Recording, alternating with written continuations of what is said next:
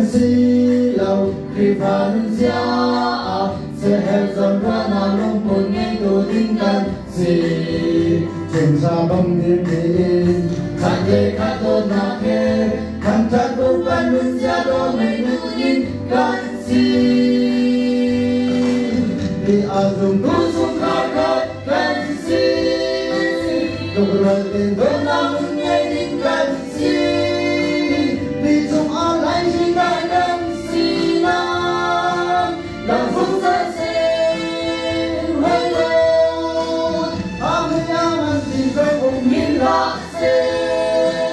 ai sao đi cho cùng nhìn lạc sẽ đi tới bên nào để đổ nam đừng từ mấy chiều nào gì chết ta chết đi cả chết ta chết đi rồi em đã khi dùng từ ngừng giá nghe tôi chỉ cần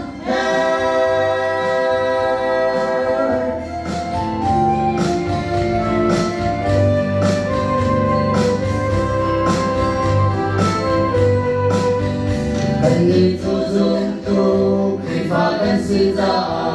đèn mây trong thiên hà lên mũi sông đột na dù cần ngừng giá ra ta cần si bel lâu sung lên đừng rắm đột na để dồn ra na he khát để khát tung rồi lên chẳng rồi kê đến cần si đột na long y gần lấy vang anh đi si câu xe đi dùng túi dùng khát khát cần si lúc rồi tình đôi nam nghe tin cần